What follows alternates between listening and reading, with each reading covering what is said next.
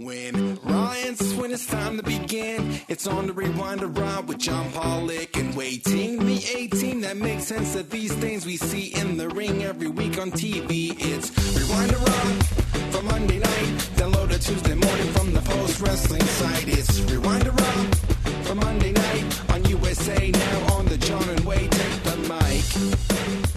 Hello, everybody. Welcome to Rewind to Raw. It's John Pollock and Wai Ting coming at you on this Monday night. How are you, Wai? Doing all right, John. Yourself? I'm doing well. It's another day. It's show number 2 for us. Have you missed me? Of course. Yes, of course. Yeah, it is our second show. We just talked about today's G1 show, an A-Block show featuring Kota Ibushi versus Will Ospreay, Okada versus Minoru Suzuki. And I don't know if you would still feel this way, John, but potentially a show-stealing performance from Tai Chi. I think that would be accurate, as will our discussion of the continuing story that you and I have completely just dove into headfirst, and that is Okada's love letter to the Rainmaker that continues to be the story of the tournament through our interpretation solely. Oh, I think so. I think if the wrestling thing doesn't work out, you and I have a future in Harlequin novels. And this is our way of trying that out. I mean, they're doing. I really feel like we're on to something, you know? Yes, I'm waiting for all of this to be explained just as you and I have put it. And there was quite the twist today with Okada and Minoru Suzuki. So you can catch that show along with all 9 of our G1 Climax podcasts up on the Post Wrestling Café, where we've got 1 down this week with 5 more coming your way before Sunday. So a lot of G1 Climax content up on the Café. Yeah, really, we're releasing even more than that this week on the Café, because we got our Rocky 3 review coming out tomorrow, and then of course we'll wind to SmackDown. So pretty much every day, bonus shows every single day, Monday to Sunday. Yeah, you're getting your money's worth for the Café this month. The Rocky 3 review will be out Tuesday night, and then Friday it'll be a big edition of SmackDown with the draft and a pretty loaded up show that they have match-wise as well. So we will be live 10:15 Eastern time as soon as the draft is over and you're screaming, asking why the hell did they do that? Flip on over to us and we'll explain. Through the miracle of blank, we won't share where we are meeting because I don't know if that's a public non-Cafe knowledge. Oh, sure it is. We're going to be on Zoom. Yeah. Okay. Exclusively. So live. You got to tune in live if you want to join the phone call. Yeah, we jump brands officially on Friday, so we are exclusive to Zoom. Yes. All right. So look out for that. All of our other shows, we've got the TakeOver review up from Sunday night with Braden and Davey, and we also have the long and winding Royal Road that WH Park did with Hasami, chatting about the whole life and career of Mitsuharu Misawa. And then this week, up next in Dynamite on Wednesday, we've got the British Wrestling Experience returning on Thursday for a big update in the world of UK wrestling news. And then we go into the weekend. So it's a packed one, as always. I was putting the schedule together this morning. My goodness, a lot of shows this week. But I know that everyone just can't wait for more. So we're going to give you more this week. More. Something for everybody, whether you're into Japanese wrestling, whether you're into 90s Japanese wrestling. Great job again to WH and Hasami for their show. Whether you're into NXT, our friends at Up Next have done a great job with the watch along last night, as well as their review of TakeOver, which is up there on both our free feed as well as their free feed right now. So no matter what your tastes are, there's something there for you. All right. So go check out all of that stuff. And we wanted to start off the show discussing 2 GoFundMe fundraisers that are going on right now. The first of which, Wai, you made mention of this earlier in the day, and this is how I found out about it, but a really tragic story involving one of our listeners, Jamel, who lives in Texas and sadly lost his 7-year-old child just 2 weeks ago. It was a terrible car accident. The child's mother as well passed away, as well as another child. You kind of wrote about this on Twitter today. It's just a really heartbreaking story, and they've put up a a GoFundMe campaign just to raise funds for the burial costs. And as well, there were 2 other children involved in this car accident who suffered severe injuries as well. If you go search for Lucy Elbert, that is the family member that has put together this campaign, and you'll see the title that shows up there, Memorial of 7-Year-Old Carlton, that you can click on. But yeah, it's a really, really heartbreaking story. So if you have the means to do so, we'd encourage you to be able to donate something here, as this family is going through, obviously, a horrific ordeal with the loss of family members. Yeah, on behalf of Jamel, I'd love to thank anybody who found it through us and has already donated so far. Many of you incredibly generous, but even I'm sure he would tell you, just taking the time to read about the story, it would be much appreciated. But a share, and a pledge of anything that might be comfortable for you, I think would really help them out. So. I have that posted on my Twitter profile. John, you have that posted on yours as well. We'll probably give another retweet on our main post wrestling site and all our socials tomorrow. Yeah, and please keep their family in your thoughts. It's just it's a very, very sad story. The other campaign that is going on is for our friend Jim Valley, who we have kept you updated with what he has been going on. Really, he's in ICU on a ventilator and has been for quite some time now.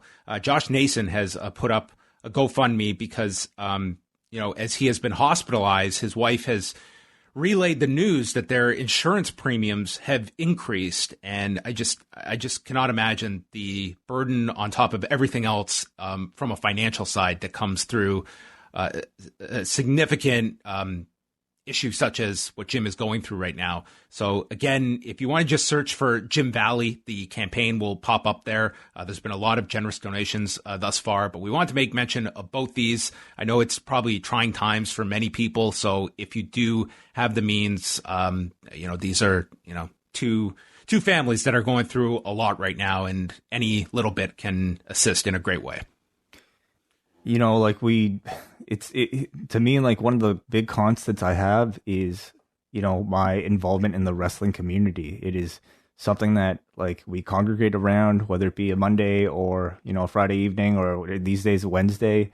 But as much as we might argue with one another about a very passionate point in the industry, like, in the end, we are all bonded together by this one single thing that we are all fans of. And it's, like, all that bullshit aside, like, when you hear about people who are kind of in need of, like, real life help, it's in Jim Valley's case in particular, is really wonderful for me to see, like, so many people, pledge to this GoFundMe.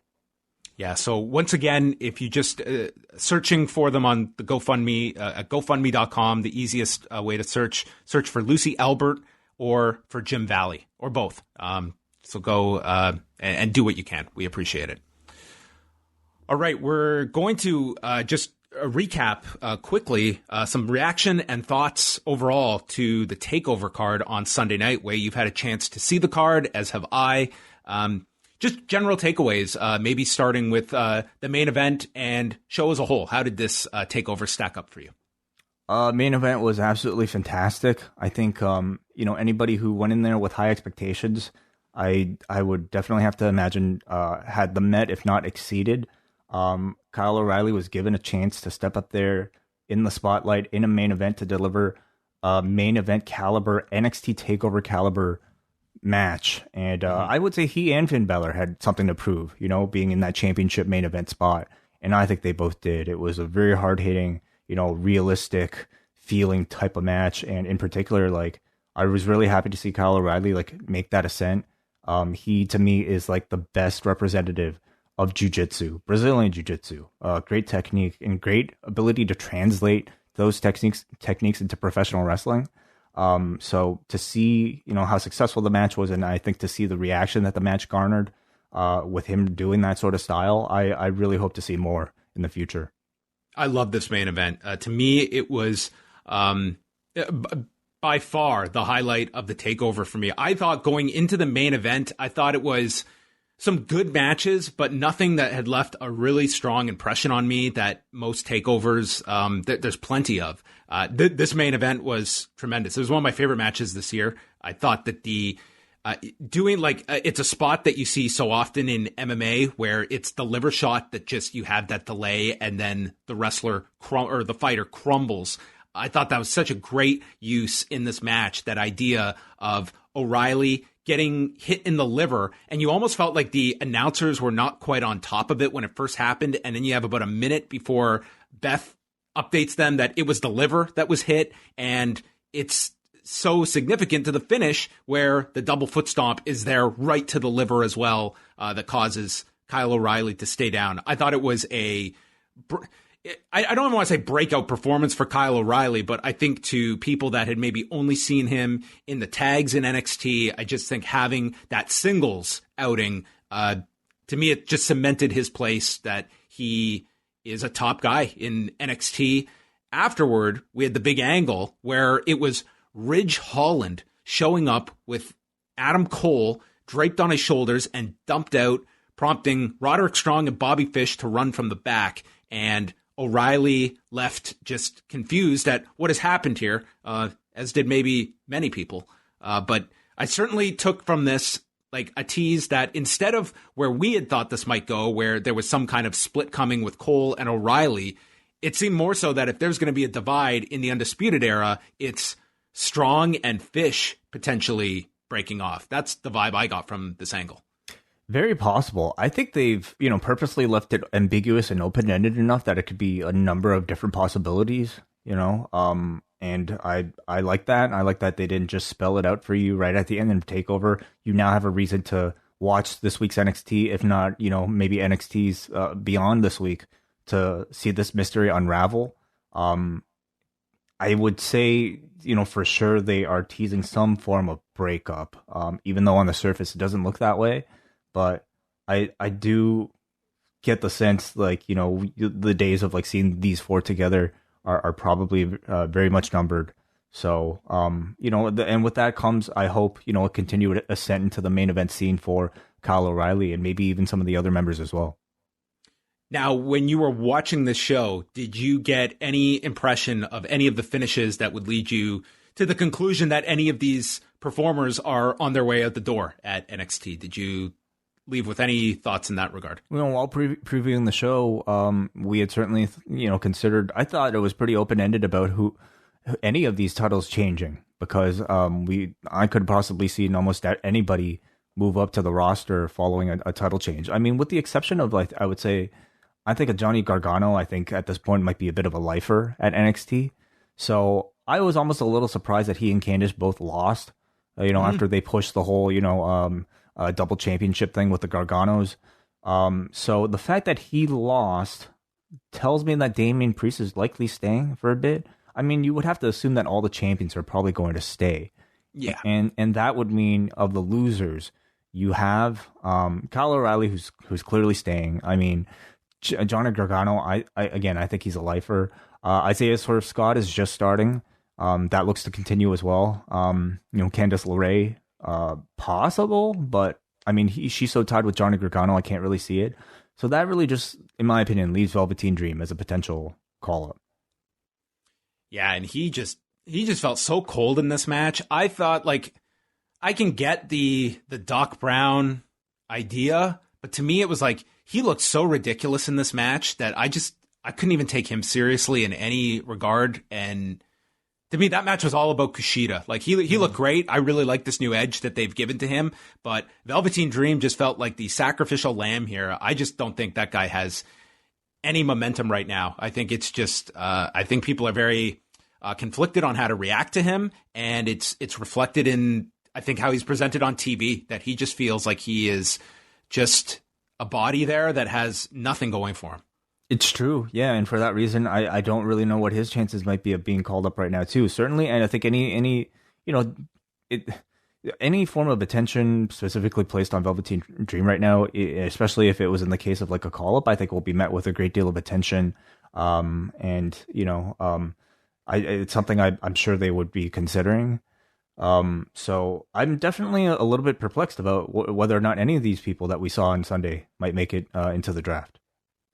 Well, Paul Levesque doesn't know yet. He's not sure. Yeah, I guess not. They haven't let him know. What did you think about Io Shirai, Candice LeRae? I enjoyed the match a whole lot. I know that the finish was met with quite a bit of criticism. I mean, I'm probably the wrong person to ask because like I very much accept run-ins as a part of professional wrestling. As legitimate as pulling the tights on a vertical suplex. So it didn't really bother me. I thought the story was decently told.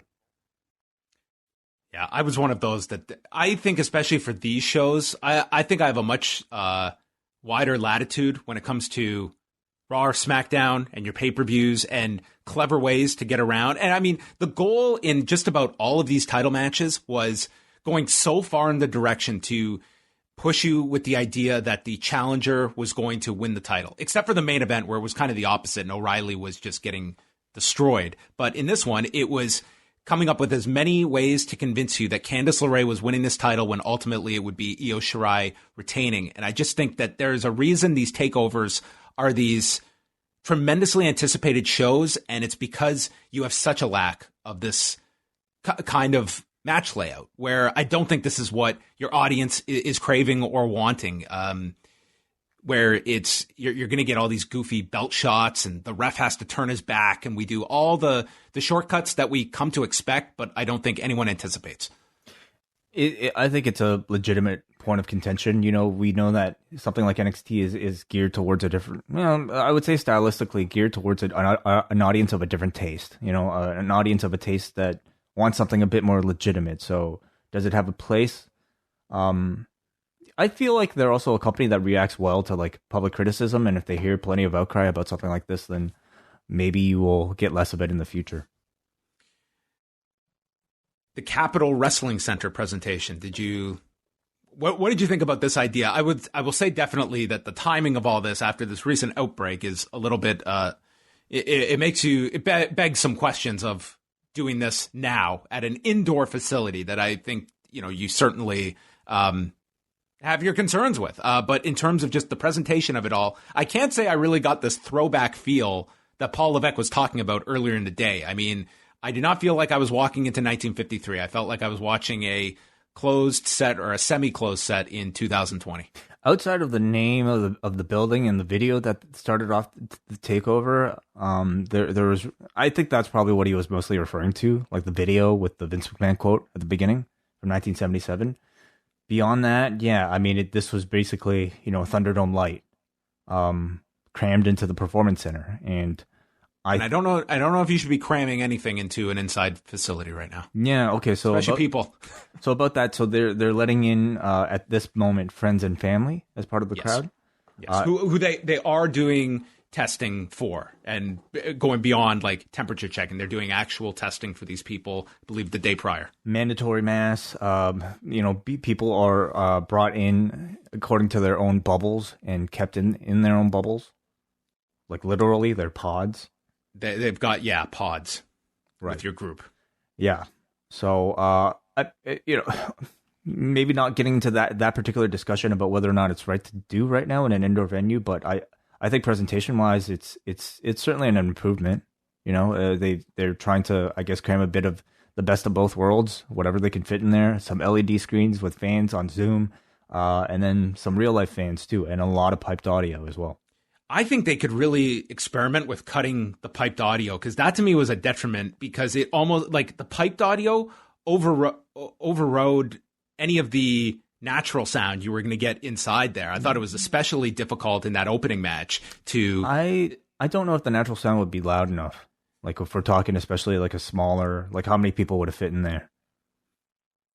I mean, even if you're talking, like we saw when they were doing the Performance Center shows that you didn't need a lot of people to make sound. I feel like there were probably more like N extras than what we had yesterday, don't you? In either case, I don't think it would be as loud as what they have envisioned in their mind, and what they have envisioned in their mind is like something that sounds like a regular takeover, which I don't think you could achieve unless you had, fake audio.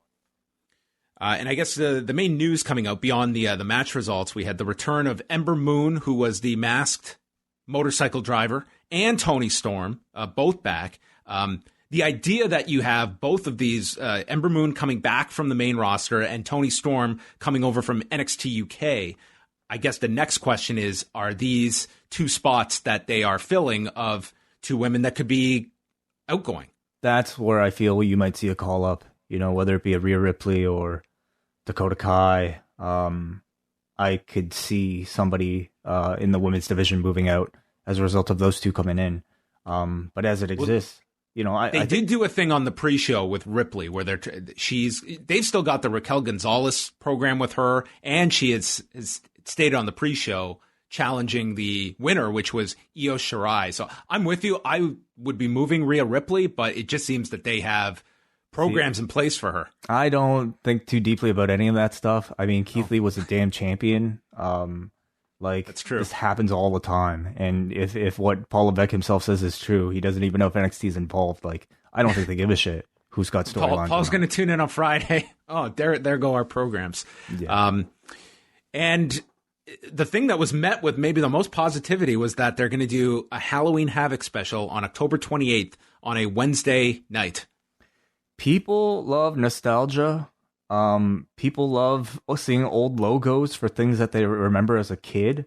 They, achieved a good deal of online buzz by bringing back In Your House. Same with Great American Bash. Now it's Halloween Havoc. So for sure next year we're going to get Bash at the Beach, aren't we? Well, that was, they were trying to do that in AEW. So it's the battle over the WCW IP now. Oh, that's right. To me, it's like you can't do this show without that giant pumpkin that they had on the set with the hands on top of it. For sure. Just make it as sticky as possible. I mean, Halloween is definitely, it's one of the most visually stunning, fun holidays there are. And you have to have fun with it. So I hope to see that. It's also interesting to see that, with this special, that I think it's really fun to do a themed show, especially for Halloween, and make it a lot of fun. And it's kind of the tables reversed of what does AEW do in response to this on this show? Because they could do their own Halloween special, but that kind of feels like they're second to the dance at that point, doing the wrestling Halloween special. Canadian Thanksgiving, the other October holiday. They could sell. Well, this is after Canadian Thanksgiving, so they'd have to do that next week. Thanksgiving is this weekend, way. Oh wow, yeah. The government's recommending small gatherings, which is nice to hear. Well, we're having a blowout Thanksgiving consisting of 3 people. Sounds like the right size for the time being. Hey, Santos Escobar, Isaiah Swerve Scott, fantastic match. I mean, I think if you wanted to even call that match of the night ahead of the main event, I would not disagree whatsoever. I like the match. Yeah. The finish was a little off, but you could see what they were doing. If you paid attention, it wasn't off though. He actually hit the turnbuckle. He made it to the end. Yeah. It's just, he went down with such a lack of, it didn't look all that devastating. Awkward, spot to plan to hit your head. It doesn't translate too well on TV, unfortunately. But yeah, I thought they nailed it though. If you watch the replay, I like doing little spots like that where Escobar took off the padding right at the beginning of the match, and then that pays off by the end. Mm-hmm. It's similar the liver spot that we got in the main event, where it was something that had a dramatic effect later on and forces you to pay attention to those little details as well. But yeah, they had a very good match together. So that was TakeOver. What is not coming up in the near future is the final season of Glow. It turns out you've already seen the final season of Glow because it was season 3. It was announced today that Netflix is canceling the show due to COVID-19 restrictions.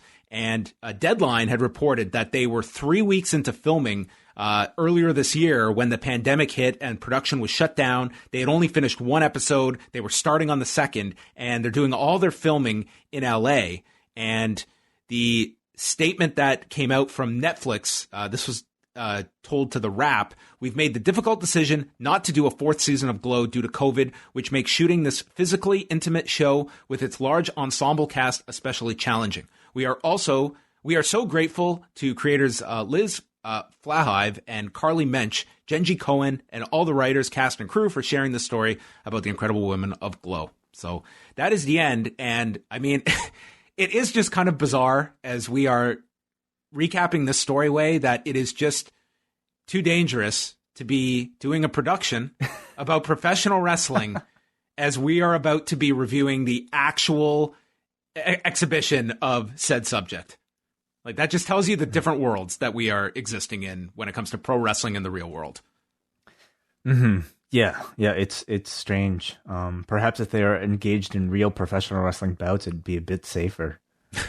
Yeah, it's bizarre. But who knows, like, when it's Hollywood, like when, you have a different level of celebrity attached to some of these performers, of course, and I don't know, like contract wise, I who knows really what is involved here. But and let's be honest, like they had already preemptively announced this was going to be the last season. It's not as though like where is this in the priority of other things? And for the talent involved, I mean, what other projects maybe are like that's a whole thing in Hollywood, is that with all of this downtime, like how much of like future projects, like look at a guy like Dwayne Johnson, and it's like he's got his next 3 years booked, and how much not to say all these people probably have a giant list of projects to jump to, but it may be as well, like if there's no production set up, or this is going to be delayed by a significant portion of time, maybe some want the plug to be pulled to be able to move on and have that freedom and not be tied to this particular series that is going to be on the sidelines. It's not quite as simple as, telling everybody, hey, wait, and then we'll pick back up, next year. Like you're talking about, people, like you said, John, like celebrities that have contracts lined out perhaps for certain amounts of periods and items and projects lined up for other periods. So it's really disappointing, just simply as a fan. Anybody who would have heard our Patreon reviews of seasons 2 and 3 would know how much John and I were into, in particular, the last couple of seasons, where it really like grew from more than just a wrestling themed drama to like something that was a really great commentary on racism of the time, homophobia of the time, and all the way up to like messages that I think are very relatable still today. So all of it like with a wrestling backdrop. It was one of the more serious interpretations of professional wrestling, one of the more respectful interpretations of professional wrestling in Hollywood I think we've seen.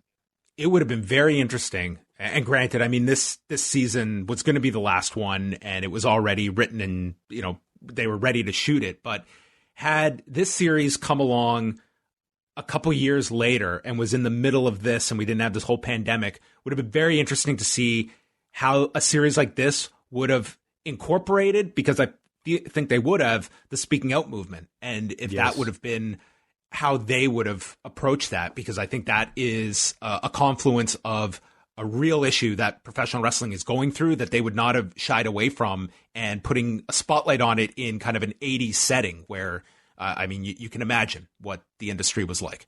Mm-hmm.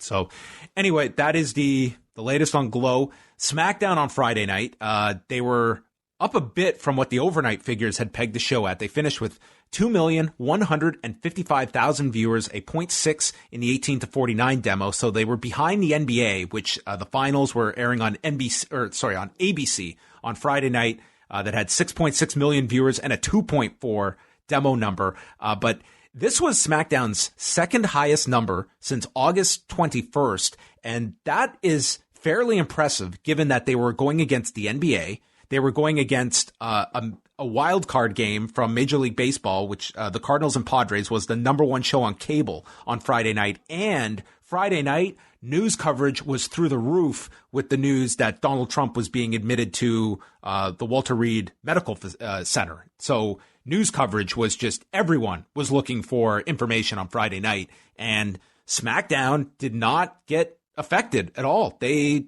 stayed steady. So I took this as, for a SmackDown that going into it, the hook was, we're coming off Clash of Champions. That was about it for SmackDown.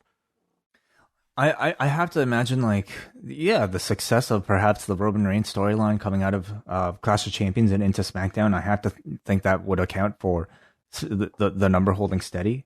But I guess at this point, like, yeah, this would be considered good numbers for the show.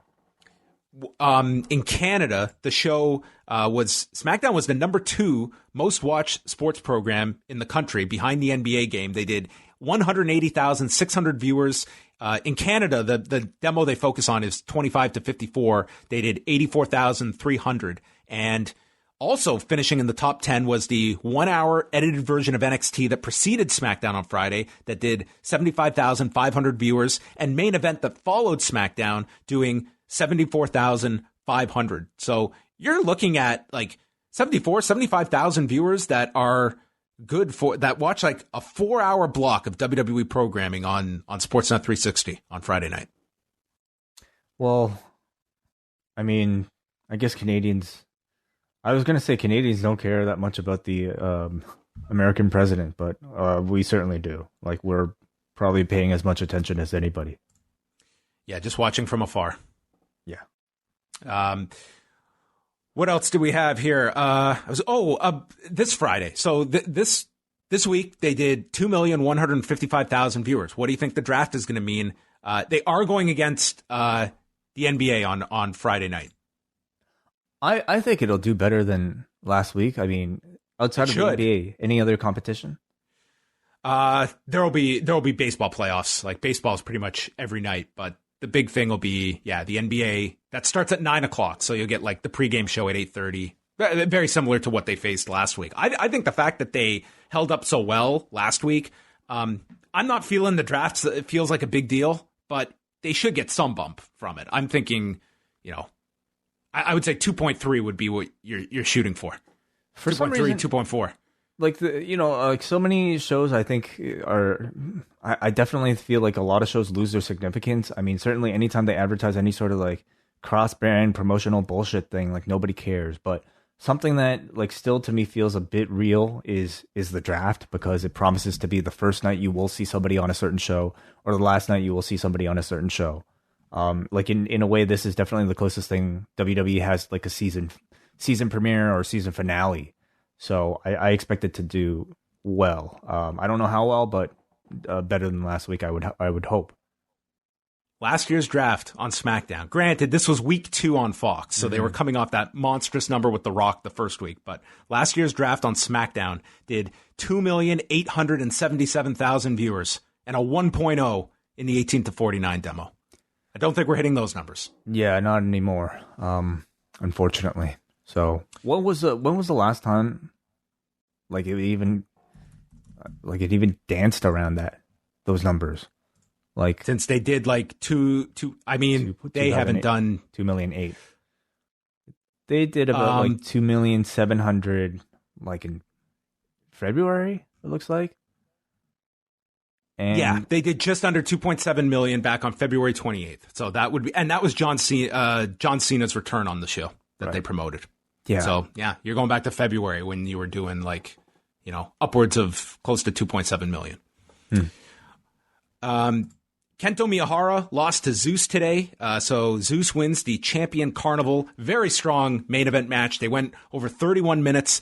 Zeus winning with the jackhammer, and that will set up him challenging Suwama later this month on October 27th in Osaka. And earlier in the tournament, Zeus had beaten Suwama in their A-block match using the face lock, which caused the referee's stoppage. So that sets up Zeus going for the title.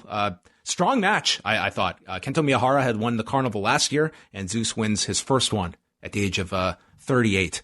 AEW on Wednesday night, it's built around the whole Jericho anniversary, as well as the dog collar match. Did you have any time this evening to see the Road to Jericho special? Oh, no, I did not. I didn't even know it was around. So how was it? Okay, you have to watch this. Number one, in 4 minutes, Chris Jericho will make you... He made Luther in 4 minutes. Okay. He spent 4 minutes talking about the legend of Luther in Japan, how he's known this guy for 30 years, had faced him in April of 1991 for the first time, and he was jealous of how successful Luther was. He's talking about his matches with Onita, headlining Kawasaki Stadium, and how this is the most important match of Luther's career, which is not a stretch. And he knows he's going to face the best Luther, but then he looks into the camera, but he's also getting the best Jericho. This was an unbelievable promo from Jericho that takes a tag match that, listen, if you're following AEW on paper, it's not jumping off the page at you. Luther and Serpentico against Jericho and Hager. This 4 minutes, he did just a tremendous job building up this tag match so that you are genuinely intrigued to see this. How long is this special? It's 14 minutes. It features, that's the highlight. There's a Cody promo for the dog collar match, which is very good. And then there's Arn Anderson, who, again, just knocks it out of the park. Again, I'm going to say this every time he cuts one of these great promos. He was in WWE, folks, for 17 years, and he wasn't on TV. It is mind-boggling. He explains why there were so few dog collar matches because of the brutal violence. And they showed stills of the Greg Valentine, Roddy Piper match from the first Starrcade, and basically said that Cody accepted this match without getting advice from Arn. And he said that Cody is going into this one. It's a violent match. And then you had Cody's response to all of this. It was a really good special. Like, usually these Road 2s are pretty good when they throw them out there. This was a very good one just to build up this. Like, by the end of this felt like a big show that's coming up on Wednesday. That sounds awesome. And again, like, that's some of the stuff I wish that would make its way to air at some point. I didn't even know the special existed, but I will check it out based on that recommendation. Have you, however, seen the Road to Michael Nakazawa versus Matt Sydal? Okay, I saw the opening of Being the Elite today with, I mean, they're doing now where Colt Cabana has his facial procedure that he had. He now embodies Michael Nakazawa, and you can explain this better than me, but it's ridiculous. But he saw a plastic surgeon to fix his face, and the plastic surgeon ended up making him look like Michael Nakazawa. So you have a scene at the beginning of Being the Elite this week where Matt Sydal, coming off of the news that Michael Nakazawa was the one who thwarted or who what do you call that? Sabotaged his debut by putting oil on the top turnbuckle, causing him to slip on that shooting star press. You know, Evan Bourne Matt Sydal hears that these two are going to have a match on Dark, so he confronts Michael Nakazawa. But what he doesn't know is that it's Colt Cabana in Michael Nakazawa's body. Or actually, it's Michael Nakazawa, it's Colt Cabana with plastic Colt's surgery voice, yeah, to look like Michael Nakazawa. So you have Michael Nakazawa on screen and Colt off camera speaking in his voice and doing it. I'm not doing a great job of selling it. Certainly not as good as John did selling that Chris Jericho special. But that's the big match on Dark. Listen, they've done a phenomenal job with Matt Sydal and Michael Nakazawa and the new look Colt Cabana, who gave me a very nice shout out on his Art of Wrestling show last week, by the way. Oh, okay. What did he say? Or what about? He was just talking about he was having a discussion about Dave Meltzer, like, reviewing matches, and that he has earned this audience, that he has a platform to share his opinions, and people should understand, like, this is a guy that's very knowledgeable. And then he threw in my name and Mike Johnson's as well. It's a very, very nice comment that he made. Oh, nice. Very cool. So, it's with Santana and Ortiz were his guests on the show. So there you go. That is what is going on in AEW land. What do we have on Wednesday? Beyond those two matches, the dog collar and the tag match, it's FTR against Angelico and Jack Evans with the tag titles on the line with the 20-minute time limit, and Brian Cage, Will Hobbs for the FTW title. And as of now, we don't have anything announced for NXT other than the fallout from TakeOver. Yeah, we'll see. I mean, maybe by that point they'll know a bit more about the draft coming up, perhaps, but certainly a lot of storyline points coming off the TakeOver as well. Do you think that the VP debate is going on Wednesday night? Do you think with everything involving all the COVID news with Donald Trump, do you think that there's a heightened audience for the VP debate than there was going to be? 100%, absolutely. I think there's just more of a interest in this race, period. Me too. Because it's so important, and because the first debate between the presidential debate was such a shit show, I feel like people might be looking towards the VP debate to actually learn about some of these. This will be the more civil one of the two by leaps and bounds, to the point that I'm sure there will be many that would be, anyway. It's so people can actually perhaps learn about the platforms if they're interested in that. But I think more importantly, I think people want to hear the topic of coronavirus be brought up and how the two parties will be addressing one another, and defending in some cases. And, really, if anything, I would say, I mean, really, this is like become the most talked about thing like in the world, right now. So yeah, it'll probably take a hit. And they've announced that Kamala Harris and Mike Pence, they're going to be separated by plexiglass for the debate on Wednesday. Like, is that so difficult? Like, why isn't that happening all the time anyway? I mean, whatever. Well, we can get into this. I am not holding my breath that's going to happen for the next presidential debate, because it's not about health. It's about it becomes a political issue. Yeah, we'll see. Well, if it even happens at this point, who knows? Oh, God. Every time I talk about politics, people just scream at me. I got a DM from someone today. It was no big deal. It was like, oh, fan of the show, but then was pointing out their disagreement with me about a point I made on the TakeOver review last night on the podcast. So I didn't know how to respond to that. I was like, I don't know. I wasn't on the show, but I'm sorry. I want to know which one was I confused with, because I don't know who confuses me with Davey or Braden. I don't know. Was it the Post Wrestling account or the I Am John Pollock account? No, it was my personal account. Oh. It was the Post account. I would assume it wasn't directed at me. I mean, we did put the show on our feed, so maybe that's where he was mistaken. That is fair. That I didn't even think of that. You're right. So anyway, so I like to pretend to be Braden all the time. Actually, I just tell people. I like to think that I do have Braden's spirit hidden in me somewhere. Yeah, it's lit. Let us get into a lit Raw. Or was it lit? We'll find out. We started things off with Randy Orton in a dark room. This is quite the set design that they had. He was here at the scene of the crime from last week. The Legends Lounge. The Legends Lounge, yes. He did not leave Clash of Champions with the title. He left in an ambulance and recalls being attacked by Big Show, Christian, and Shawn Michaels while Drew McIntyre punted him, forcing him to lose consciousness, and he just saw darkness. What a motif we had 24 hours later, where he would be in darkness, but extracting revenge. He says that every action has a reaction, and they reintroduced the Legend Killer last week so that they could feel the same pain that he did. And he casually notes, when I slid my night vision goggles on. What can you take seriously when those words start a sentence? He explained in great detail, due to his night vision goggles, what each man did in response to the lights going out. Big Show started swinging wildly, so Randy Orton destroyed his hands.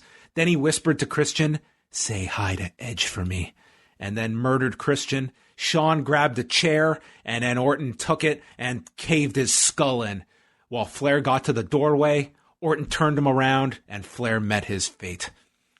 And the bill will not be paid in full until he's champion. Drew has hell to pay, and if he wants to cement his legacy, he'll need to survive one more title match with me inside Hell in a Cell. And with that, knock knock, who's there? Drew. Drew who? And in comes McIntyre to attack Randy, and the officials come in, and Orton flees the room. I thought it was really nice of Drew to wait until Randy finished the entire monologue. It's probably like looking at his watch outside. Oh, that's the out, right? Okay. All right. Yeah. I think even though we're in like an empty arena setting, I still prefer like these types of show opening monologues to feel a bit more alive, you know, like to feel like they're actually a part of a professional wrestling sort of like sporting event rather than just, you know, this one was just like Randy Orton set up backstage with like this fancy lighting setup, talking with B-roll covering it. And instead of feeling like a pro wrestling promo, it just kind of felt more like cheesy amateur theater, which I don't often say about like a performer as good as Randy Orton, but like maybe it's just because of the nature of last week's attack, as ridiculous as it was. Lights out, night vision goggles on, lights back on. What are you talking about? Oh, I think Randy Orton has done such a great job of making pro wrestling feel realistic, you know, over the past year, that I've had to suspend my disbelief a little too much, you know, recently. And the night vision thing was just over the top, and a follow-up of this nature didn't really help it either. What are the odds that after Randy Orton had to absorb the fact that he's got to wear night vision goggles, did he race to his phone to text Adam, say, hey, how's that rehab coming along? Help. I need you back here. We kicked off the show with Asuka, Mandy Rose. I mean, those two were tasked to be in the greatest wrestling match ever. Like, I don't know if his presence would really help all that much. Well, I don't know. You almost have to like do some kind of lights out deal now with the night vision goggles. Maybe that's how this is going to end inside Hell in a Cell. You know, it would be helpful during all these Retribution things, wouldn't it? They should really be putting out WWE branded night vision goggles. Yes. I would think. Asuka, Mandy Rose, and Dana Brooke took on Zelina Vega, Natalya, and Lana. Dana Brooke she usually always does this spot, but it looked especially wacky this week where she does that spinning head scissors, but it's not really a head scissors. It's more like her legs are upright on Natalya's shoulders, and it's completely dependent on Natalya choosing to hold on to these legs, because if she let go, Dana's crashing down to the mat. There is no connection around the neck of Natalya. So she just spins like a child that's just spinning around on her parents' like shoulders. Well, you got to suspend your disbelief. Well, my eyes cannot suspend disbelief when I'm staring at this. Vega pulls Asuka off the apron, and then Rose grabs Vega, allowing Natalya to beat down on Rose, so they attacked Rose in the corner for a while. Asuka gets the tag, hits the hip attack, then a sliding knee is delivered to Lana, who is just a punching bag throughout this match and the post-match. Brooke hits her handspring elbow to Natalya in the corner. Rose's tag, flying knee to Lana, and pins her in 450. And then Asuka, Mandy, and Dana Brooke walk to the top of the stage, and they all flex. They all do their Young Bucks routine before they leave. Yes. I can't say really like many of the matches on this show. I mean, this edition of Raw really felt like it was kind of like the last day of school. You've done all your tests. You've already got your grades. You know who's staying back, and you know who's not. Like you don't have any homework, certainly. Like no one's taking class seriously. You're just kind of there to say goodbye to your friends, and that's what matches like this felt like. You know, like nobody really has any sort of storyline going on. You have like, you know, Zelina, who I think, you know, had a couple days of like really good appearances, but this week no significant story attached to her. Nothing with Asuka. Because you would have to expect at least a couple of these people might not be a part of the show next week. Yeah, this was the last day of school where the teacher came in and said, okay, everyone, settle down.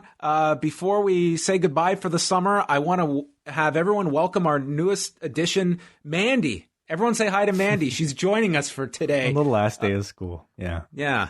At least this really did cement why Mandy Rose was brought to Raw. It's also clear now, like they have this deep idea for Mandy Rose on Raw. She clearly was necessary last week on Raw to come over. I mean, her push is, I mean, it already kind of has started, but it's probably not, like she was probably going to be a name that was going to be drafted anyway. But they just decided to do it to give, you know, put some heat on the Miz, I suppose.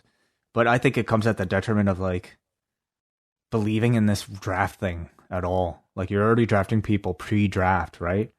So, and even worse, if you don't get your draft picks, now we have a whole new outline to get around, and that is exhibition matches. That's right. Yes. So don't worry if you don't get any of these draft picks. We have a whole new way to get around this. Nia and Shayna come out. Vega bails, and Lana is still selling the effects of Mandy's knee, and Jax and Baszler destroy them, with Lana once again being dropped. The Samoan drop through the table broke this time, and Nia kills Lana. For the third time. Yeah, she's becoming Kenny from South Park. That's sort of their running gag, and it's sort of their role for Lana. So, makes you wonder how they pick people for these positions. But I mean, yep, Lana's in this spot. This entire division, I think, really just needs a lot of work, and hopefully, the draft is the time to refresh everything. You have a great nucleus in Asuka to build everything around, but beyond that, it's been same with the women's tag team division on Raw. It's just been very, very lackluster as of late. So I hope to see some big moves. Yes, big moves like breaking up Billie Kay and Peyton Royce. Jeez. That great idea. Yeah. R-Truth is holding a mock draft. Among his picks that he's going to move to SmackDown included, this is how bored I was during this segment, Ninja Number 1, Mercy the Buzzard, Little Jimmy, Sam Roberts, Mr. McMahon, Charlie Caruso, Sister Abigail, and this was kind of funny, Brother Love to SmackDown. Wow. All those? Wow. So there's a janitor behind R-Truth. A referee appears. R-Truth thinks that the janitor is still Randy Orton, and he slips on a caution sign, and the janitor is Drew Gulak, who pins R-Truth. I needed a 30-minute break. I laughed so hard. Well, he was the janitor, and he pinned him. Oh, you must have missed the punchline, John, because, R-Truth slipped and fell in this water, so Drew Gulak says, "See you next fall."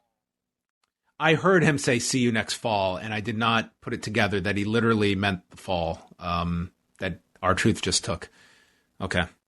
Yeah, that's... so take it back, awesome. Man. Take back those sarcastic words. Yeah, totally. This was Emmy material. Mustafa Ali, the man of the night, was with Apollo Crews and Ricochet.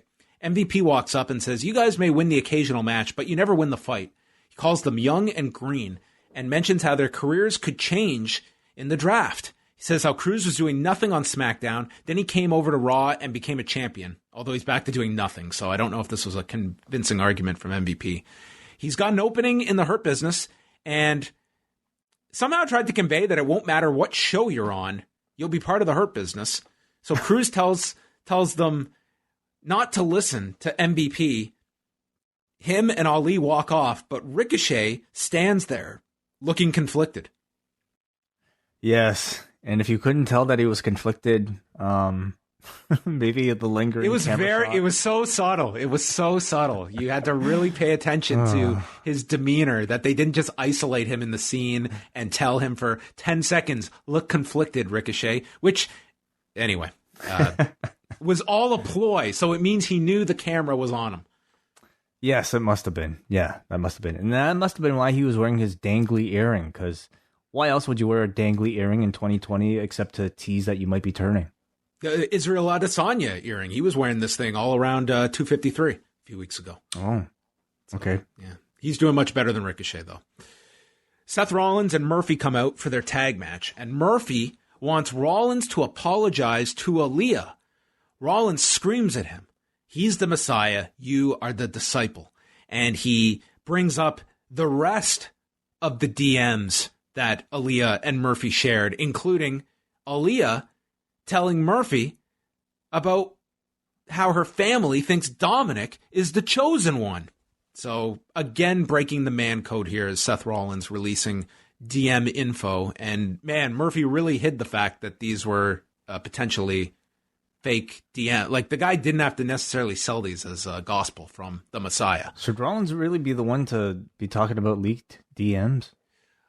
Murphy had a comeback. In a different era, he could have had quite the comeback on Seth Rollins. Yes. Right. Yeah. Seth and Murphy took on Dominic and Humberto Carrillo, the best friends, that we have not got one segment of these two explaining how they fell into a tag team together. Yeah, I guess we just get like a Twitter video, like a tweet, like, "Hey, Humberto, what's up? Had fun this weekend having our socially distanced barbecue. See you Monday." At least, okay, they hang out together. He's a friend of the family. Those are the DMs you want. Yeah. Dominic and Carrillo jump them at the bell, and they send them to the floor. There's a tope suicida high cross combo from the two. Rollins tells Murphy he doesn't need him, as Carrillo then attacks both of them, hits a missile dropkick. Carrillo actually looked very good here. He just has nothing going with him on the show. Dominic gets tossed over the barricade, and Rollins is yelling at Murphy, so Carrillo dives onto both, and then Carrillo leaps off the top rope into a flying knee from Murphy, taking notes from Mandy Rose half an hour ago, and pins Carrillo in 422, but then Murphy leaves without Rollins.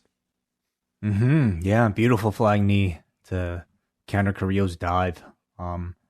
Match was fine. I don't even know if there's that much to talk about, because really it was just more. This was the most nothing match Dominic's been part of. It was just total storyline vehicle. Adam Pearce, the man behind the entire on-screen brand split, is on the phone. Braun Strowman appears. This was amazing. He says, "I know Raw Underground isn't happening tonight, but I didn't drive here for no reason." Sounds like he did. How did this dude, does he not text?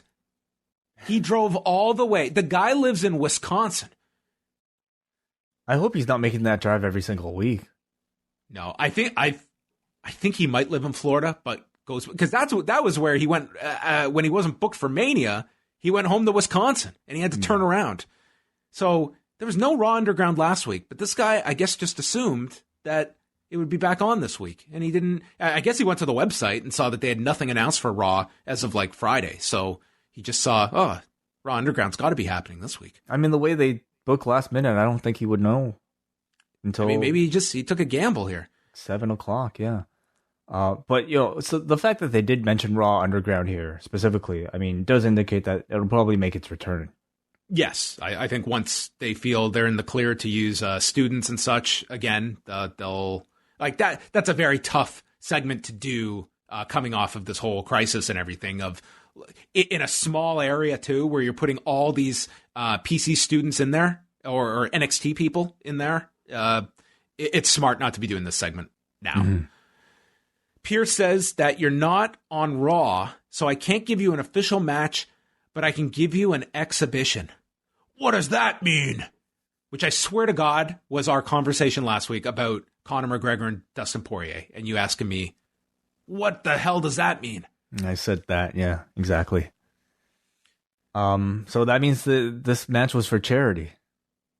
Yes. I don't know what charity they raised any funds for, but Keith Lee walked up and told Adam to sign me up. Yep. What a way around this. How did it take this long to just break the brand split like this? We have exhibition matches. You can do any match you want now. Anyone can show up on any show and do an exhibition match, which had a strange resemblance to a regular match. Well, they never state it, but I mean, in storyline, an exhibition match would mean that they're not getting paid, right? Yes, that's true. So, okay. So they could still do it, of course, but yeah. It's really dumb to do it.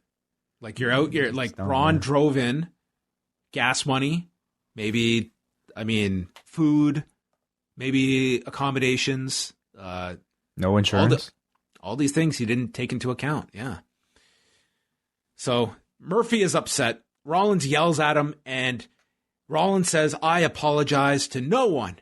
And it's Murphy that should be apologizing to me. And he gives Murphy a deadline. He has until 10 p.m. to apologize. So instead of Raw Underground, we had Will Murphy apologize to Seth Rollins. Yep, same hook. That was the hook. They also landed an exclusive interview with Drew McIntyre coming up later. They got him. What a get. Kevin Owens show.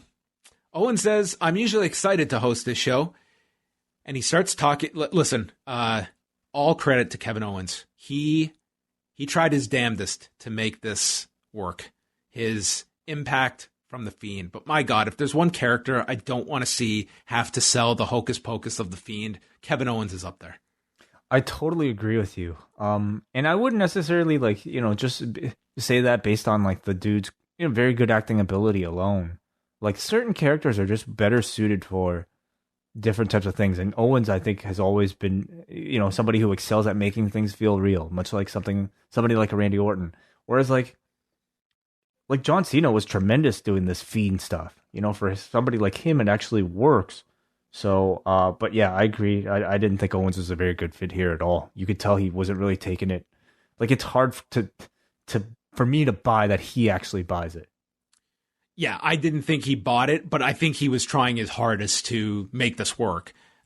He said, when the Fiend touches you, you change. They replay the segment, and he describes the pain of the mandible claw. He says he was paralyzed. And I'm not sure what it is with all these dark, tortured souls. With Aleister Black, I mean, who's going to show up next week? The Brood? The Ministry of Darkness? He wants to have a chat with Bray Wyatt. So the Firefly Funhouse shows up on the screen. And Bray, I will say this. I thought Bray was pretty fucking funny in this segment. He starts it by saying, "Bonjour, mon ami," because you see, Kevin is French. He said that Kevin is his new friend who he can play ball with, have sleepovers with, or bury a body in the woods, which I think is what every babyface fears when they work with this guy.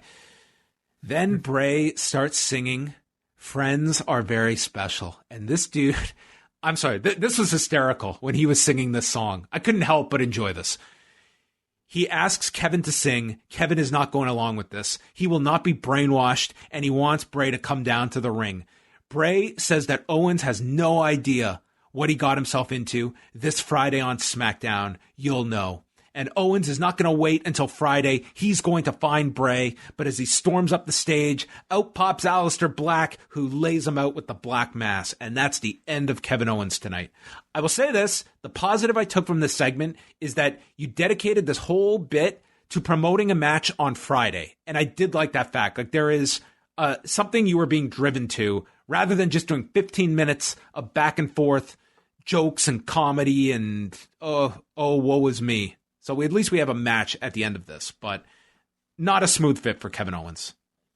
No, I don't think so. I mean, and not a smooth fit for the Fiend too. I think Fiend feuds are the best when he can get really personal with his opponent's personal lives or histories, and I don't sense that at all with this Kevin Owens program. If you can even call it a program, it's only really been a week and at the end of a segment. So whether or not like it ends on Friday, or if they have continued plans with it leading into the pay-per-view, I'm really not sure. But I continue to feel like this is maybe just a last-minute change for The Fiend rather than something that they might have had planned for him for a while. Just everything about it to me like screams like this is, kind of last minute. Like bringing Kevin Owens from Raw specifically to SmackDown, while Owens himself has this Aleister Black program going on. Jey Uso perhaps getting another, main event opportunity against Roman Reigns.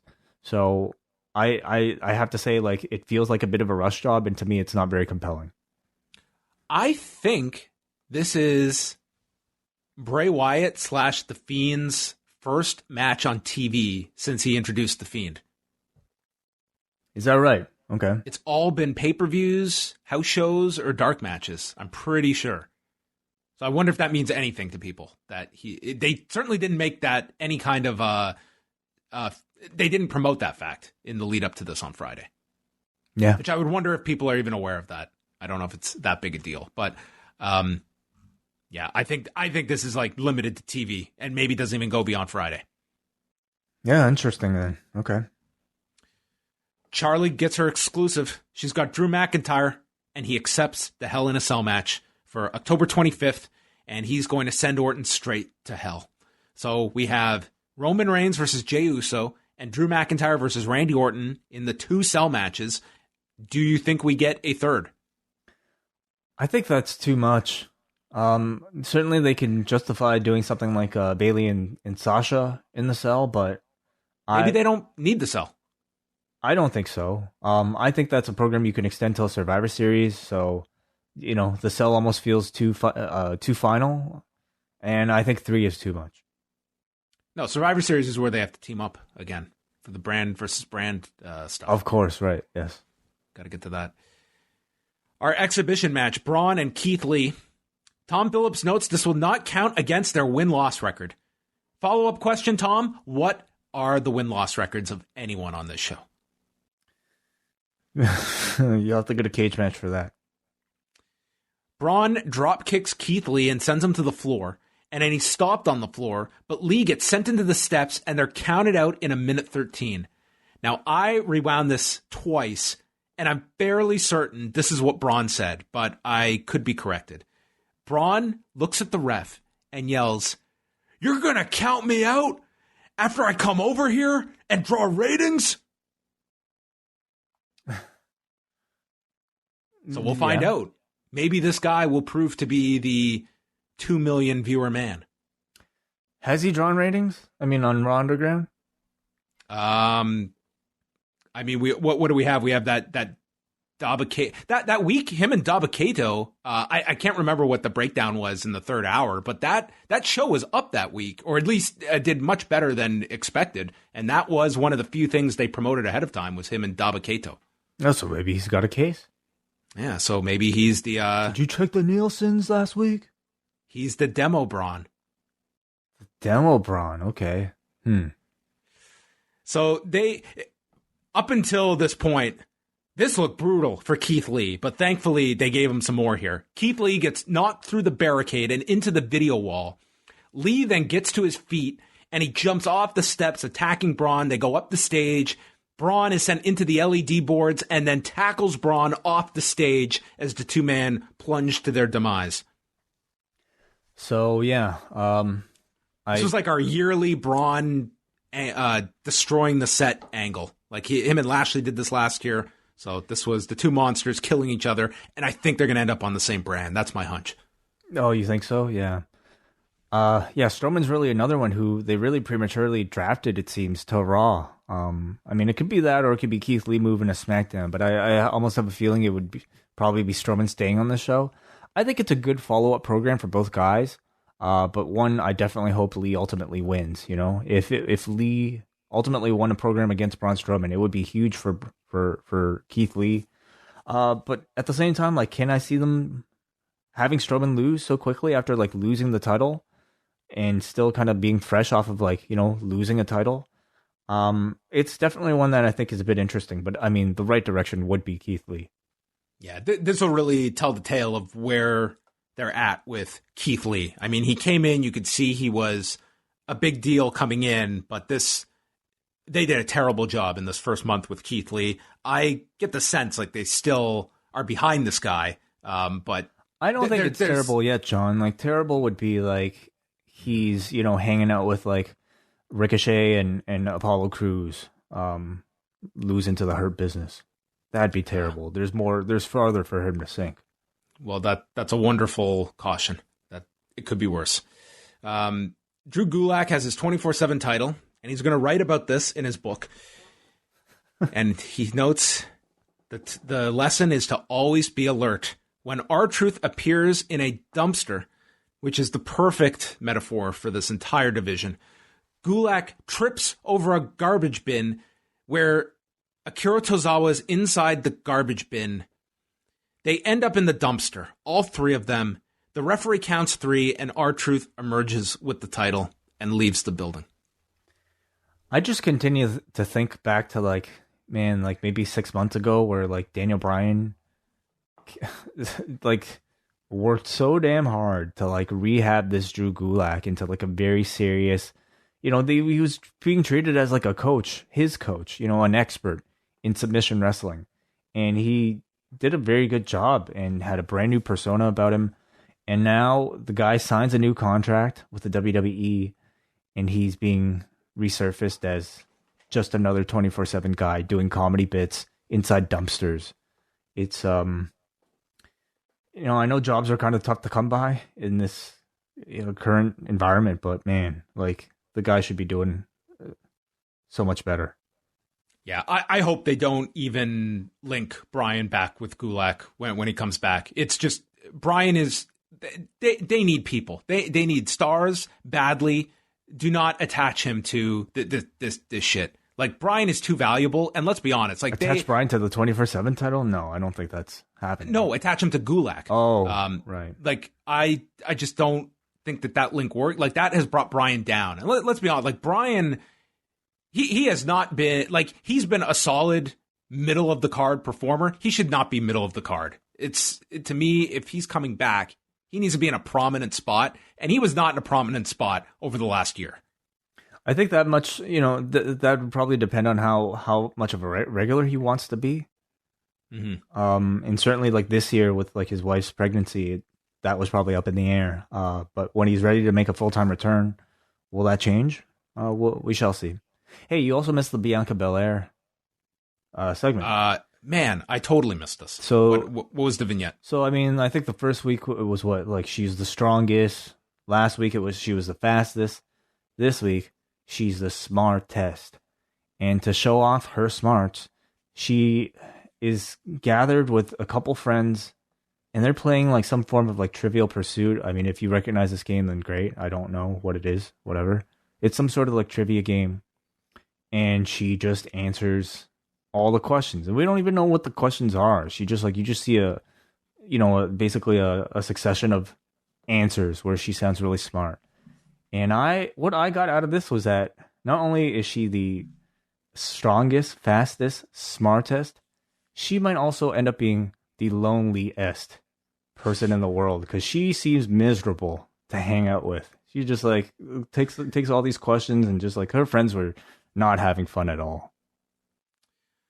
Well, I want them to do the vignette where she throws the football and then does the Mr. Perfect and just sprints to the end of the field and catches her own throw, and she is the perfectionist.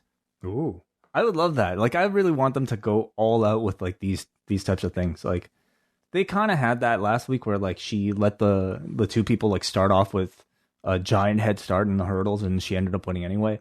But I want them to take it even farther. Like, have her, I don't know. Have her do cool shit. Like, man, we superhuman stuff, Like outrun a car or something, you know what I mean? Like, what 12-year-old girl is sitting down and be like, oh my God, it's Bianca Belair. It's the girl who knows trivia. Like, come on. She's a super athlete. Let's see some cool stuff here. I don't want her answering questions. Wow, look, I bet you would kill at W5H. Reach for the Top, W5H. Starring Bianca Belair. Didn't you do W5H? I did Reach for the Top. What's W5H? It's pretty much the same thing. It was like you would have your school team captain, and you would be on a team of 5, and you would face other schools, and it would be a trivia contest. W5H, is that the one where like you answer questions about like fashion? It's where they multiply into 5 of them. Yeah. All the answers are this fucking guy. I didn't even think of that. W5H. That'd be his wrestling name. Or his finisher. All right. God. Name all of the presidents. Let me tell you what these fucking presidents, okay? Every single one of them was fucking corrupt. I don't give a fuck. Anyway, we move on here. We've got a slew of Bianca Belair vignettes to come. So at 9:30 p.m., we were halfway through Raw, and we had gotten 10 minutes of wrestling at this point. Did it feel like that? It did feel like that. At the same time, like I wasn't really complaining because all the wrestling you did see, I didn't think was all that compelling at all. Like there were no storylines at this point. Like I said, felt like the last day of school. Let's just kind of get it over with and leave early. The Hurt Business came out, and MVP said that he didn't lose last week. He did. He says that Ali, Cruz, and Ricochet are talented, but they never win the fight. And they would not have won last week without Retribution interfering last week. Interfering with their logos, which set up a commercial break, if you recall. I mean, would have thrown you off of your game to have the lights go out all of a sudden. Like if the lights went out in the middle of this podcast, I don't know if I'd be able to continue the same way. MVP prepares to tell Teabag to prepare to fold while you guys dress up for Halloween. We are what nightmares are made of. So we got the best babyface promo of the night from the top heel group. I love that he called him Teabag. And I mean, I'm sure that was planned. I'm sure that was planned. By the way, everybody, his name is T-Bar, in case we all forgot. I certainly probably, that was certainly planned, but I would love it if somehow that was like just a great Freudian slip and called him Teabag on TV by accident. Yeah, get Vince McMahon Googling. The hell did he just call him Teabag for? It's not British. Ali, Cruz, and Ricochet come out, and they laugh about them being scared by a logo on the screen last week. Ricochet says, "You asked us a question earlier tonight, and I don't want to keep you waiting for an answer, so it's a pass." And MVP says, "You're making a mistake." Ricochet says, "How so?" And MVP said, "This promo." He says, "You will be on the business end of some hurt." And Ricochet says, "We're not running away from you." So we got a tag match with Lashley and Shelton against Ricochet and Apollo Crews, featuring the countdown clock. The countdown to apologize. Countdown for Murphy to apologize. Out of context, this would sound like the least violent pay-per-view coming up in 20 minutes. The road to apologize. Tonight, 2 men step into the ring. One will apologize. Yes. Apologize.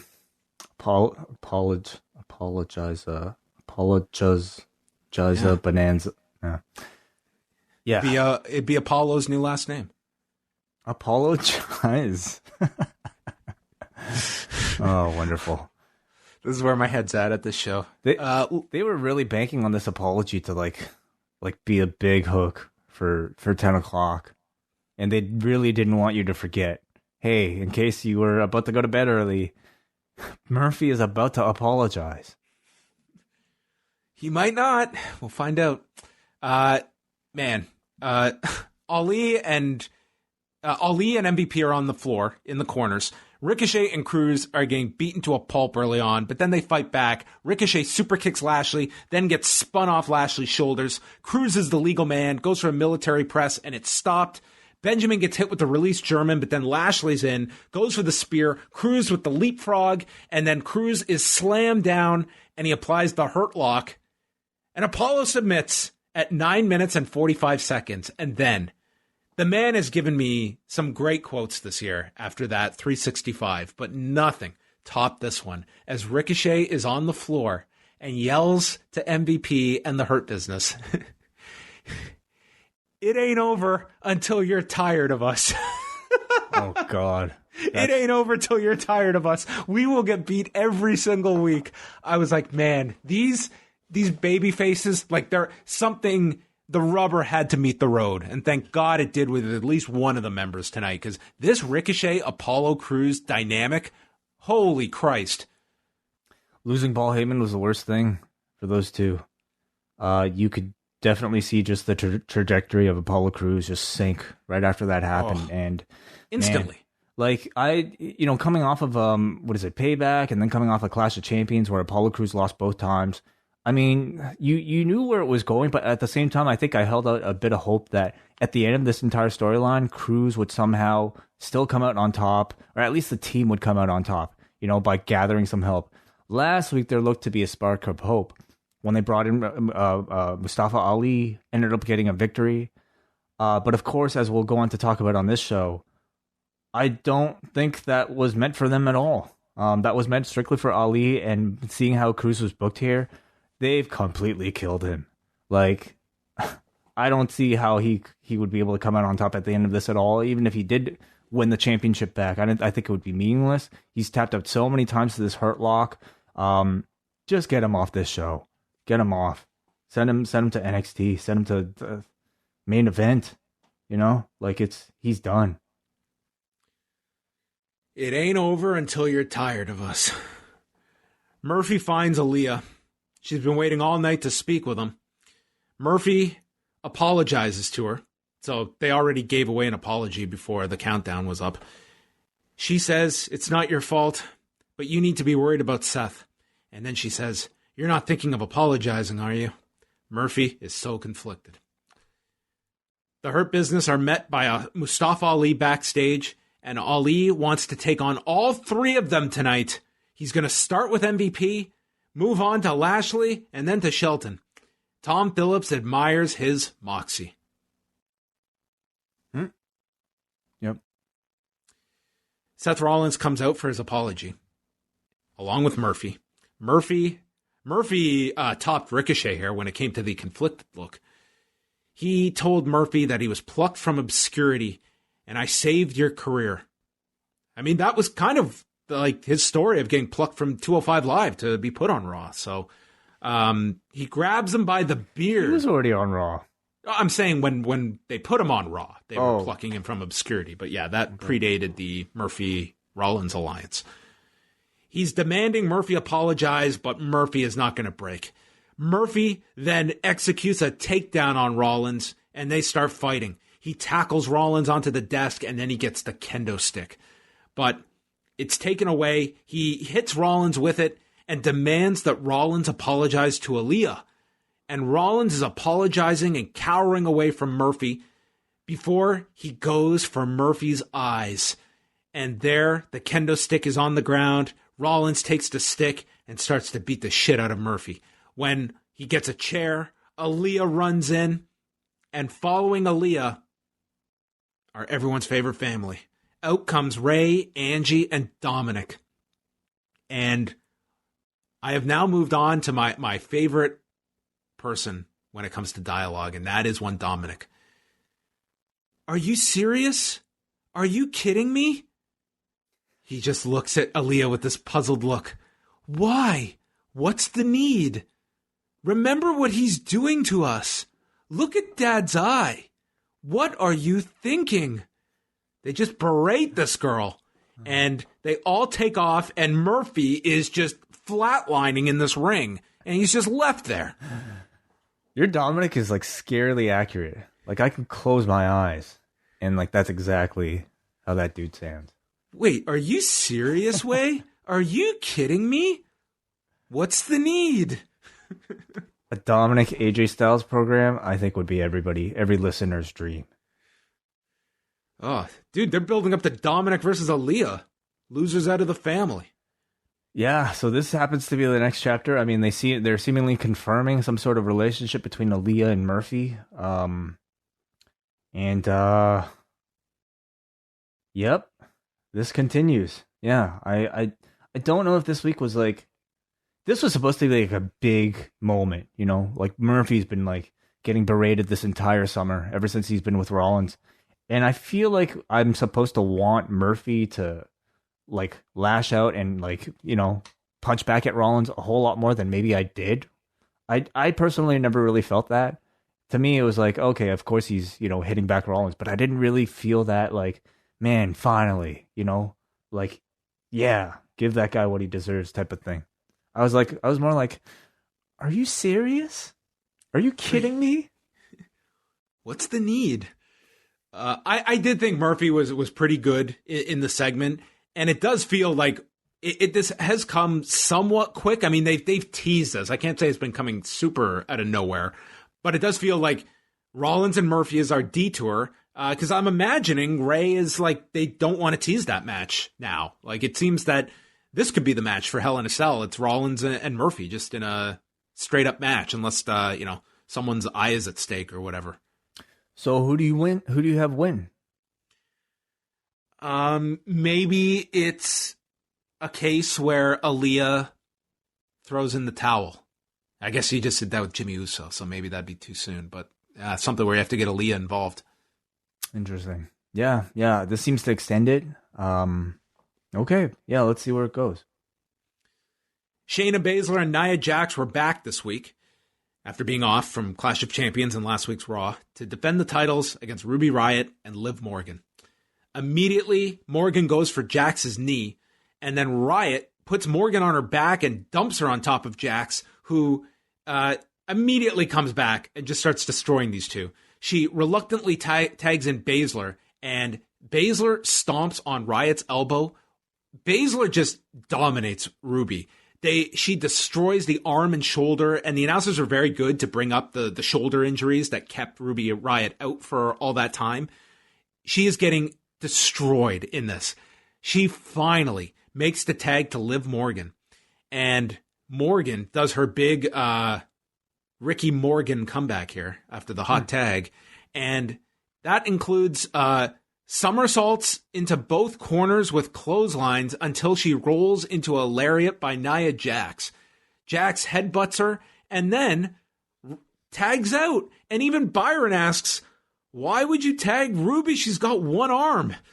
This was putting a lot on Ruby here, and it didn't work out so well. She tried for the riot kick, but got distracted, allowing Baszler to nail her with a knee strike and apply the Kirifuda clutch and choke out Ruby in 10 minutes. And then she wouldn't let go of the submission, so Liv had to force Baszler off of Ruby, and the champions defend their titles. I thought the Riot Squad worked really hard here. You could tell, this was a match they were taken very seriously because it seems like they don't really get too many, unfortunately. I thought Shayna came across really well as well. She was great, yeah. Her style is just it's so different from everybody else, and I think she makes it look so real in a division that greatly needs, people to make things look like they really, really hurt. And I think she does that tremendously. So I thought it was a pretty good TV match, but unfortunately, by this point, a pretty cold, almost non-existent feud. So I mean, still can't really tell whether or not I should be cheering or booing Nia Jax and Shayna Baszler. Again, no real sign of dissent between the two anymore. They're just a cohesive unit. I mean, they did a little bit of it where Jax was kind of reluctant to tag her in, but they're very much I don't even mind it so much that this division is so thin that I don't think it's the worst thing that you have this dominant team that can kind of work with baby faces or heels depending on the situation. This division is just so thin that you just need champions that are versatile. So they do need to restock this division somehow with some teams. I guess Dana Brooke and Mandy Rose are probably the team they're grooming next. Yeah. There's no one else. Mm-hmm. Street Profits did a promo. They're teaming with Drew McIntyre, so of course that means Braveheart references. And Drew walked in telling them the smoke is all theirs. He's going to kick the crap out of Randy Orton. MVP versus Mustafa Ali. MVP begins by annihilating him. MVP then gets sent to the floor, and all three enter the ring. This is Shelton Benjamin and Bobby Lashley with MVP, and the lights begin to flicker, and the dreaded Retribution logos appear on the screen. And suddenly, Retribution surround the ring, or we should say the male members, because we did not see Mia Yim or Mercedes Martinez. But this was the return of T-Bar, Mace, and Slapjack. Slapjack, right. Mm-hmm. Then we see Mustafa Ali have to decide, who am I going to align with? And he stands with the Hurt Business and then decides to go to the floor and walks right up to T-Bar and Mace. But then, in a scene right out of the ECW invasion in 2001, where they all turned, it was the physical wall on the WWE guys. Here was Mustafa Ali turning and aligning with Retribution. And the key words that we'll remember years from now for this hot angle getting officially started. Get 'em. And they all attack the Hurt Business. T-Bar attacks Lashley, runs him into the steps, and they all stand with Ali. And they made it crystal clear. The commentators had some enormous insight. They knew without a shadow of a doubt he is the leader of this group, and Ali has been the one behind all of this. This was a lot of on-the-scene reporting from Samoa Joe and Byron Saxton to officially anoint Mustafa Ali the leader of Retribution. Well, wouldn't it make sense that a hacker would be able to get into these TV feeds and LED boards Yes, and you should explain that, but he was never revealed as the hacker, so they do have to piece that together. No, I don't even know if they ever will. I was just trying to make it. There's a natural, like, they should reveal him as the hacker because that has no payoff. This should be the announcement that he was the hacker. He's the mastermind. Why not? Sure. Yeah, bring that back. I definitely didn't see this coming. Because you're familiar with Mustafa Ali, the guy on this roster who you go up and down and say, who'd be the best heel in this company? Mustafa Ali. There's a guy that screams heel. Well, more importantly, I think for me, the main contention in never considering something like this is that I never thought that they would ever consider Mustafa Ali for this big of a role. Mm-hmm. Like, we've seen this guy just be given very little in this company, really fight to just be taken, like, be put on TV at all. And maybe seeing this gives you a bit of an idea why they might have held off on him for so long. But then again, maybe not. Maybe they just, like, because who knows when they would have even come up with Retribution. You know, did it coincide with the time when he was off TV? Either way, this is certainly a big push for Ali. It's the biggest role he's had in the company thus far. It allows him to be taken seriously as the leader of a faction. He's no longer just a cruiserweight. He's no longer just a guy hanging out with Ricochet and Apollo Crews. It allows him to cut promos. And I think with his background, with the way he's able to talk, the very kind of like, on the fence, politically motivated types of promos that they might be looking for this group, he is going to excel at. So it's a chance to make this group a lot more serious than perhaps they've been so far.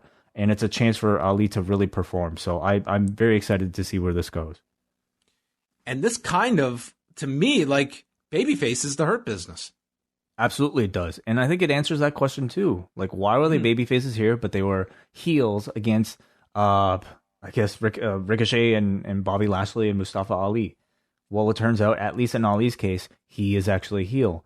So the other question is, do Ricochet and Bobby Lashley, and Apollo Crews follow? To join Retribution or the Hurt Business? The Retribution. I don't think so. About that. No, it would, haven't they been in scenes where they fought Retribution? Probably. Whatever. But at this point, yeah, I think Ali still has, like, he's still kind of mysterious. Like, he still has a bit of a cool edge. You haven't seen him lose a whole lot. I think Retribution. This also, Retribution sorely needs, like, a serious, like, leader to be in front. So this, I think Ali a significantly better spokesperson than T-Bar. Yeah, with T-Bar, it's almost like very comic-like, but it turns out maybe T-Bar is just more of, like, sort of the evil Uno of the group, I suppose. Like the leader before the actual leader steps in. Okay, so we've got who's the leader? Ali and Brody Lee. Look at that, 2 Lees. Brody Ali. Yeah. No, the other. What do you think Ali's new name's going to be? Does he have to get a new name? Of course he does. Everybody's got a Retribution name.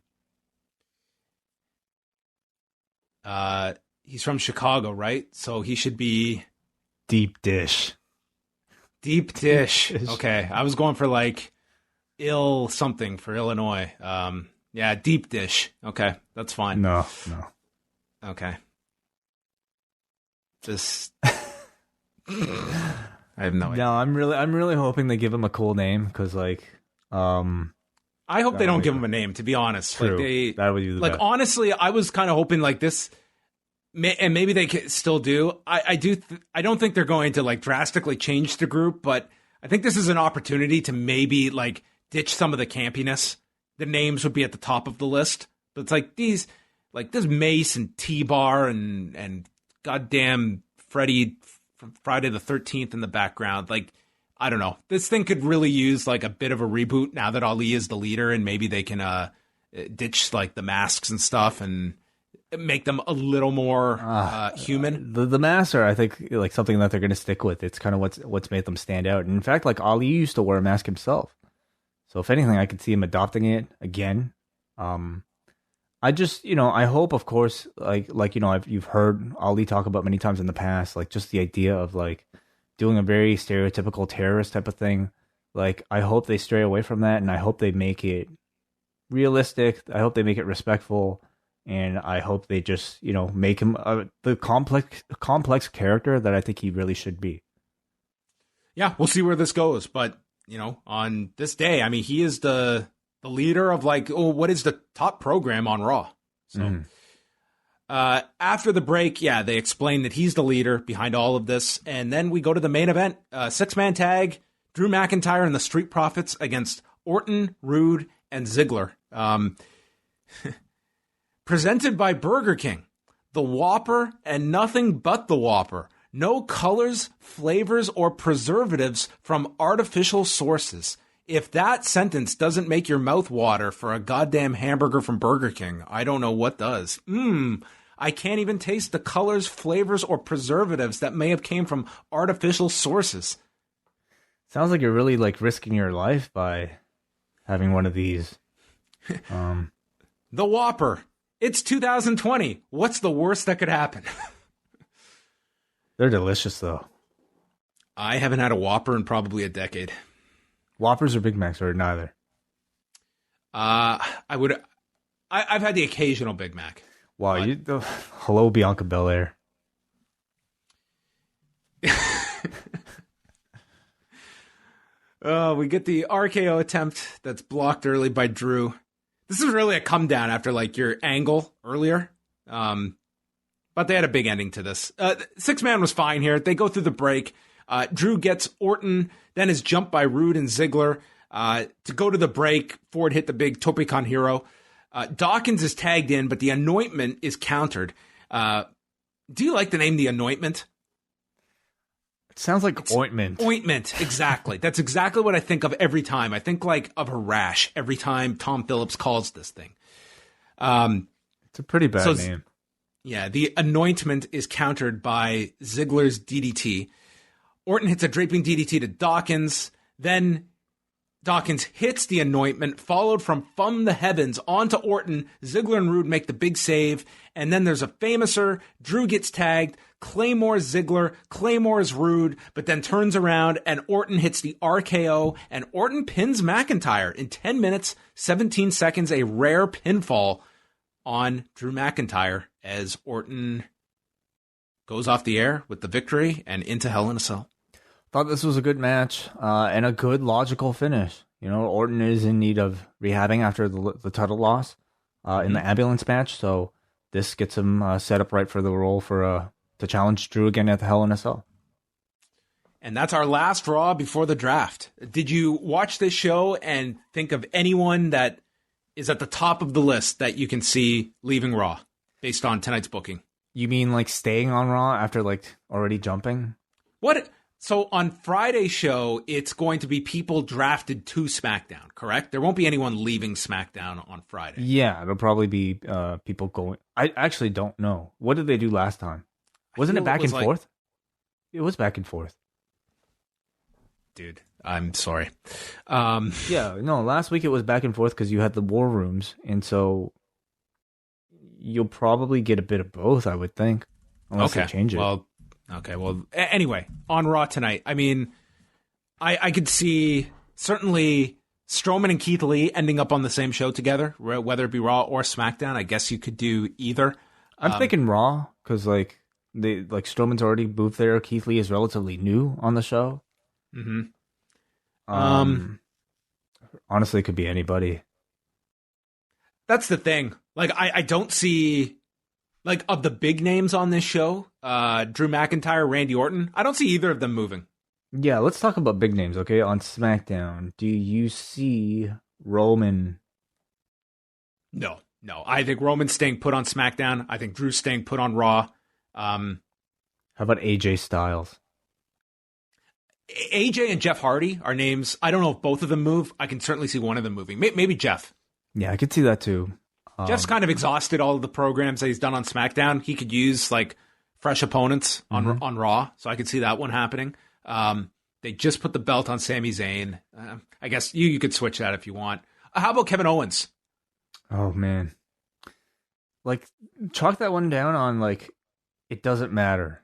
He's the prototype of why people are not heavily invested in the draft, because I think literally it's probably 3 or 4 names that would really grab people's attention to move. And I'm not expecting like the top names to move. Like Rollins and Mysterio, they're not moving. Like a lot of these are in mid programs now. It wouldn't make any sense to move them. Yeah. Like Raw, like honestly, like Owens, like certain weeks I can't even really tell you what brand he's on. And certainly, like it feels like every year that guy moves. Yeah. The Miz might get moved again because he gets moved every single one. Maybe they'll split John Morrison and Miz. I don't think I would do it, but they could split Ziggler and Rude. That could be very easy. Like they were barely together. Matt Riddle, maybe. I don't know. Yeah, maybe. Sure. This sounds exciting. Okay, well, let's go to your feedback. It's because it doesn't matter, John. That's it. I'm not criticizing. Like, I don't think people are.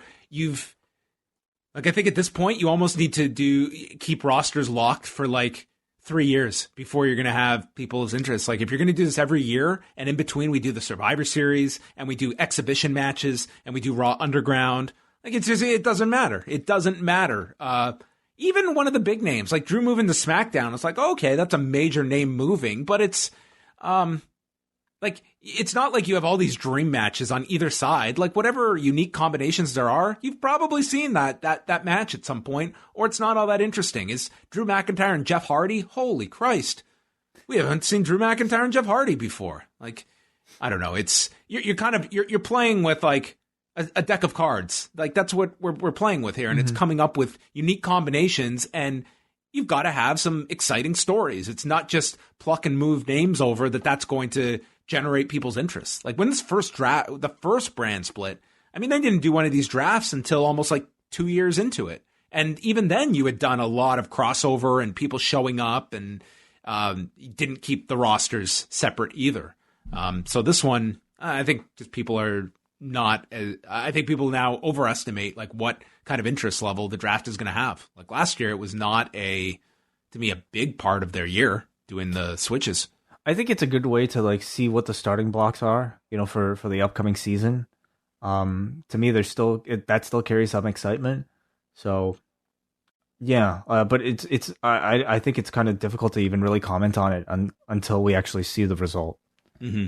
The most interesting ones are like if they do anything with people that are off TV, like just for when they come back, like Daniel Bryan, Becky Lynch, Charlotte. Those are ones where they may not show up, but they could get drafted, and then you just know that they're coming to a new show when they do return.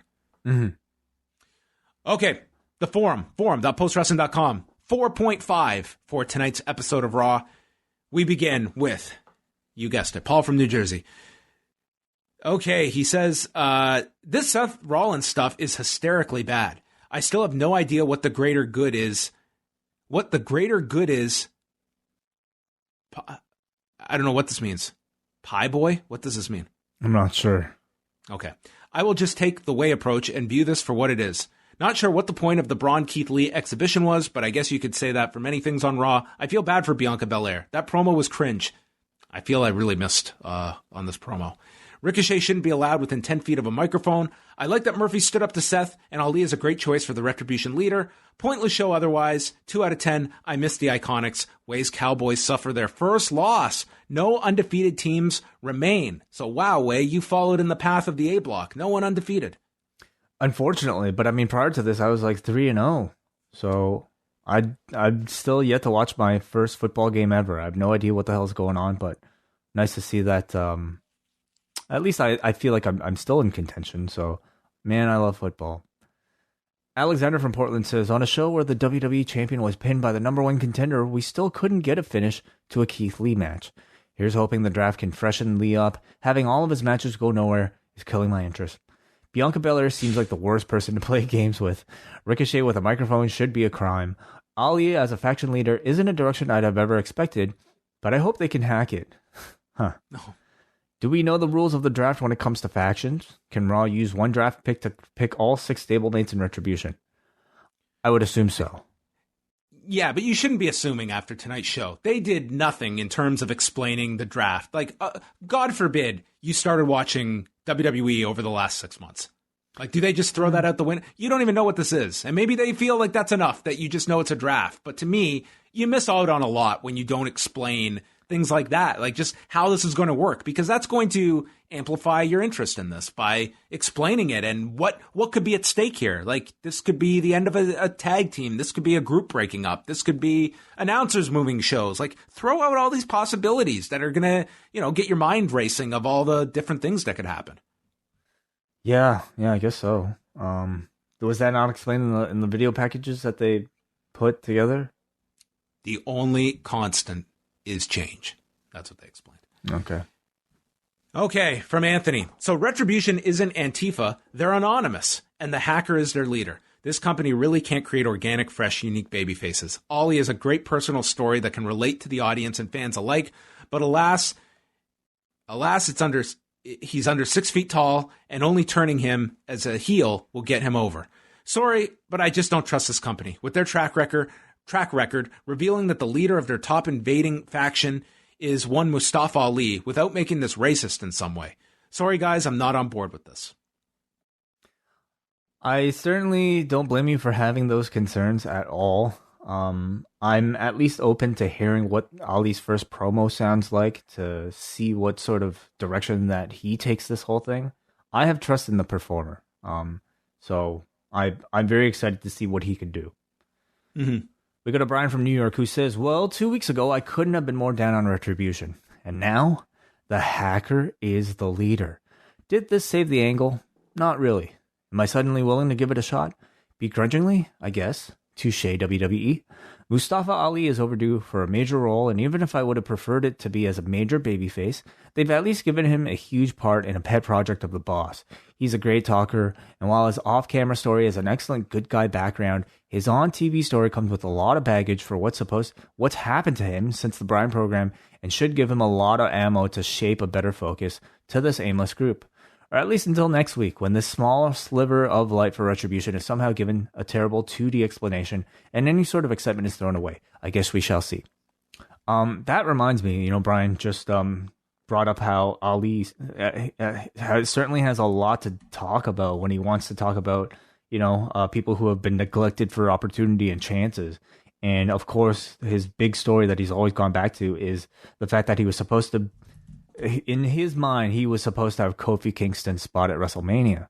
Mm-hmm. Can we see Kofi Kingston get drafted to potentially be a part of this program with Retribution?